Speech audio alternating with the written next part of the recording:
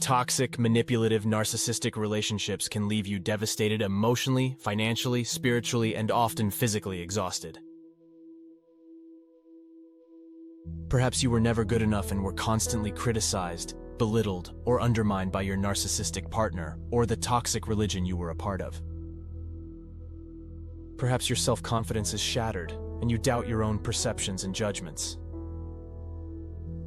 If you experienced gaslighting, manipulation, guilt-tripping, or silent treatment, it's normal to feel anxious, depressed, or hopeless, and may develop symptoms of post-traumatic stress disorder, PTSD.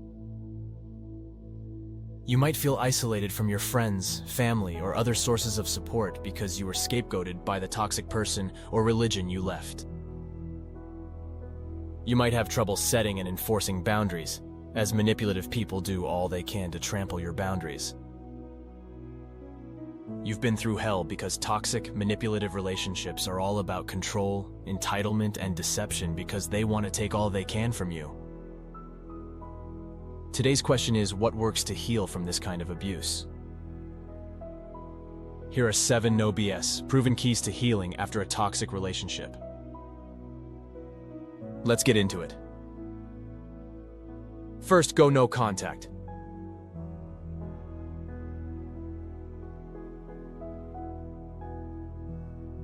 Why? Manipulative, narcissistic people often try to keep you on the hook with any contact. If you've been pulled back into a bad relationship many times, you know how sneaky manipulators can be. If they dumped you, suddenly they're back with an invitation to catch up, or apologize, or whatever to communicate with you. And once they do, they're back to their old tricks, perhaps telling you how much they miss you, how you hurt them, how you're the best thing to ever happen to them, etc. Then it's rinse and repeat until you leave again. The average person gets pulled back into a toxic relationship 4 times before they shut the door permanently. Going no contact isn't easy for an empathetic person, especially one who might be trauma bonded to the toxic partner, but you must if you are to heal. Speaking of healing, let's move to the next key to reclaiming your life. Second, make rest, exercise, and nutrition a priority.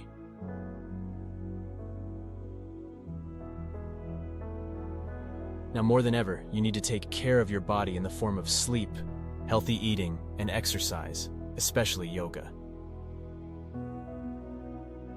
Your body holds trauma, and healthy forms of movement, such as yoga, help to release that trauma. Some foods give life, while others can be parasitic because they take more than they give. For example, alcohol provides relaxation but also taxes the liver, disrupts the brain's communication pathways, and can also trigger the pancreas to produce toxic substances.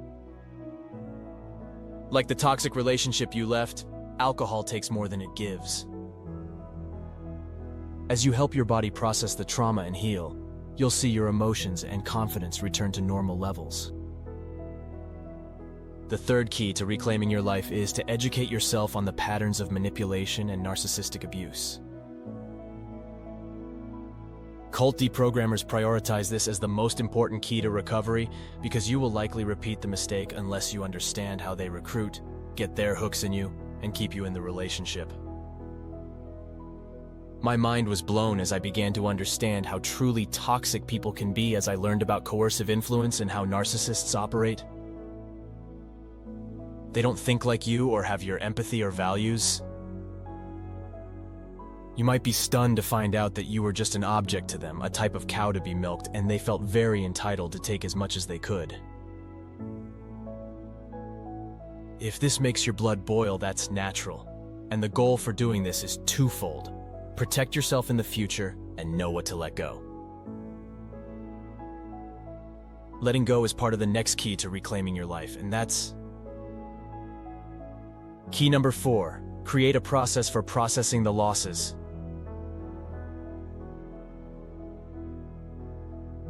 Yes, you experienced emotional abuse.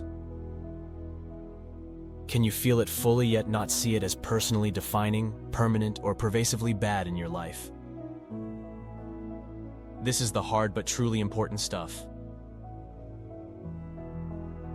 If you can find an effective way to process the losses, the emotional impacts, you can weed out the impacts of the abuse. You have a healthy process for dealing with and healing the losses when you find the sweet spot of acknowledgement, of awareness, yet don't create stories about those losses. Your father did that awful thing. Where do you feel that? How does it feel? If you notice that, create a story about how permanently damaged you are as a result of this. You've created a story that won't serve your greater interests. You were a victim and it's not your identity.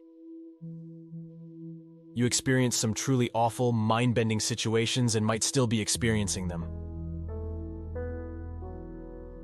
Acknowledge these intense emotions and give them some space. Notice if your mind is creating a narrative that casts you in the role of victim, making the loss or abuse something that is permanent, pervasively impacting your life, or personally defining. There's an emotional payoff when we assume the role of victim. We feel innocent. And when we see ourselves as the victim rather than someone who experienced a bad thing, we lose power, options for healing, and stay stuck. See yourself as whole, light, powerful, and healthy, just as someone who experienced some dark behavior from others and is now experiencing a rebirth of wholeness. Resilient people acknowledge their losses and focus on what they can do to move forward. Resilient people don't create narratives about themselves that keep them stuck. That brings us to the fifth key, growing towards a vision.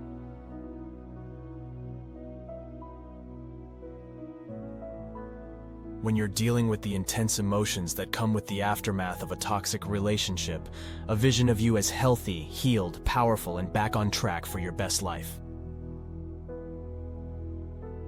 Yet feeding your vision of the life you're creating is key to recovery. Yes, we're weeding the past when we skillfully acknowledge intense emotions, and it's important to feed our future. Carl Jung, the groundbreaking psychologist, said something that blew my mind in an interview at the end of his career. He said that most of what we struggle with is fundamentally unsolvable. He said the key for those who healed was seeing a point on the horizon that drew their interest and doing what they could to move towards it. Yes, after a toxic relationship, you're dealing with a lot of very intense emotions and situations. And you can outgrow your current situation if you have a vision and are doing things on a daily basis to move toward that vision. Imagine that you have healed the parts of you that opened you up to manipulation. Imagine that you completely love and accept yourself. You rest in that image of loving and accepting yourself completely. When we come to know ourselves again as very lovable, acceptable, and worthy, we're much less likely to be pulled into toxic situations. Boundaries are natural when we love and accept ourselves. Understanding how you were played can lead to a sharper vision of you as healed. Want better boundaries? See it, relax into it, and move every day as if this were your reality. Then it will unfold as your reality. Make growth towards your vision a priority, and you'll find that each day you experience more of this reality. The sixth key to reclaiming your life is watch and adjust your focus and frames. How you see situations, your identity, and what you focus on will give you the power to reclaim your life or keep you stuck.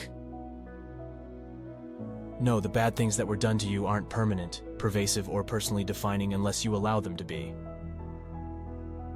But your core goodness is permanent, pervasive, and personally defining. Frame your life and yourself in a way that moves you forward rather than holding you back. Frame the awful things that happened in the toxic relationship as making you stronger and smarter, and it will. Focus is another superpower.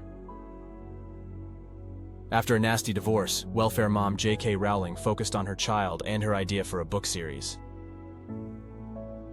You know the book series Harry Potter, and you might also know that we have that series because she chose to focus on what she loved and could control. Remember that point on the horizon that Carl Jung talked about? Harry Potter was her vision. So focus on what you want to create. And you will. When you notice that you're slipping back into negative frames or narratives that don't serve you, laugh and adjust. That brings us to the 7th key to reclaiming your life. Create empowering daily routines. Habits create the quality of your life. Making good daily choices a part of your routine will move you to wonderful places. I started getting up early to get my mind right after a nasty exit from a bad relationship. I fell asleep, so I switched to doing some yoga first, then the meditation. That worked, so I went from there to doing exercises that got my heart rate up or built muscle. Then it was off to the sauna or shower, depending on my time demands. I felt so good, which led to wanting to listen to empowering audiobooks on the way to work. And so forth. Your daily routine will either support you in creating your best life after a toxic exit, or it will lead you into some dark places, especially if you turn to addicting substances. A strong daily routine will lead you to welcome new, more supportive friends in your life, another key to recovery. But it starts with the little things you do each day. We are creatures of habit, so why not make your habits support you? Exiting a toxic, manipulative, narcissistic relationship isn't easy, and when you put these 7 keys to work, you will create your best life. Thanks for joining us today at the Change Capability Institute.